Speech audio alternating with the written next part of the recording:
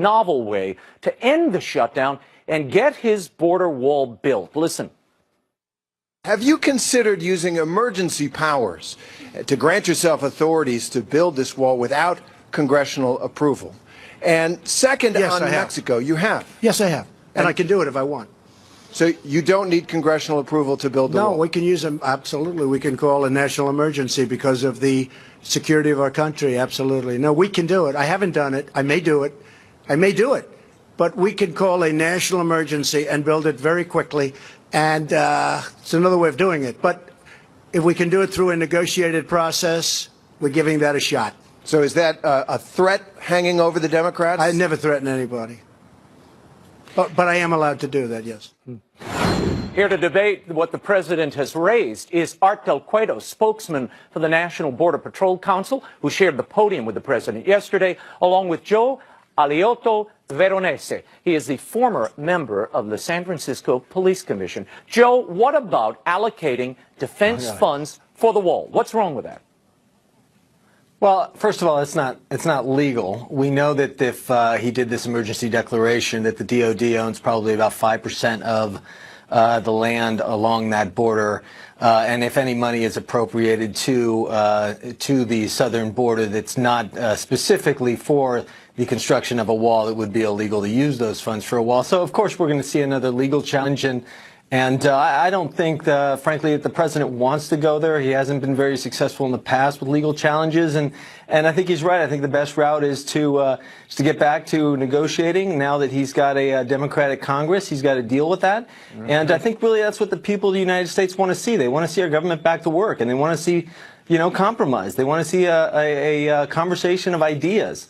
This whole thing about a wall that has been tossed around over the last few months or over the last 2 years, nobody quite really knows what that even means, because Democrats will fund. What do you mean you don't know what it means? Security. It's a fence, it's a barrier, it's a wall, it's a blockade. It's a fence. Everybody knows what it means. For a lot of people, it's different things. It's for President Trump, it's an actual wall. We can have a security wall down there that is a virtual wall that we use technology that doesn't stop the drug traffickers and the Democrats or facilitate apprehensions. There's a new poll out that 49% of voters consider immigration a top issue that they'd like to see addressed this year. Art, does what we're seeing on the border qualify as a national emergency, as the president is floating the possibility of declaring it? It definitely does. The numbers it's shown that the numbers are going up. There's more individuals that are entering. Listen, our agents have been getting attacked by some of these Central Americans. They've been very aggressive towards our agents. In the end, we need to start thinking about the agents. We need to start thinking about the security of our nation's borders. And I think that is what we're missing here. Joe, there are 2,400 troops on the border. The Department of Homeland Security is requesting more to reinforce existing fencing. Would you support that deployment?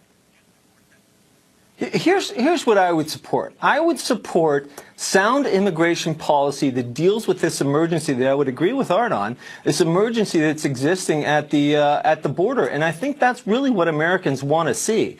But we've got this stalemate now where the executive and the legislative branch aren't working together. We've got to get them back working together. We need compromise. We need sound immigration policy. We need to fix this. Look.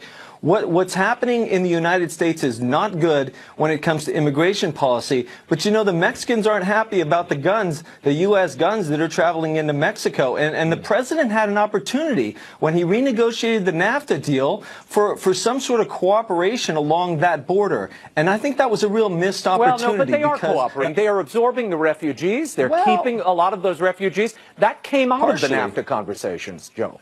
That's partial. They're part of this problem. They're also part of the solution. Well, he doesn't control Mexico, and you've got a new president, that he's dealing with now. Finally, Art, your reaction to that. Should we deploy more troops there? And then I have a quick piece of video I need to play for you. Honestly, every time we get more eyes down there, it helps the agents and it helps them be able to do their jobs. So, the more hands we get down there, the better it is. In the end, what you need is the agents to actually affect the apprehensions. Boots on the ground is what's important. When we talk about the wall, we've never said it's the be-all, end-all. We know that people are still going to find a way to get through, but it acts as a very good deterrent, and it Right. gives the agents enough time to go to those areas and effect those arrests. Art, very quickly, I got to play this sound for you. Donnie Deutsch today referenced you Yes. alongside the president yesterday in the press room. Listen. Well, that was very clear. You have, I mean, you have four white men. You have four stoic, strong white men of a certain age, not smiling, by the way. And, you know, look, this is all Donald has left. He has one thing. This wall is not a wall. It is a let's keep America white again. And basically, he doesn't have the economy anymore. Art, your reaction to that? He basically said you're one of those stoic white men standing by the president.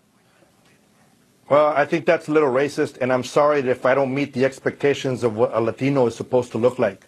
I'm light-skinned and I got green eyes, and I'm Latino, and I support the United States of America. I support this president, and I'm very proud to be living in this country, the best country in the world. And, you know, hey, I'm sorry if I don't meet your expectations of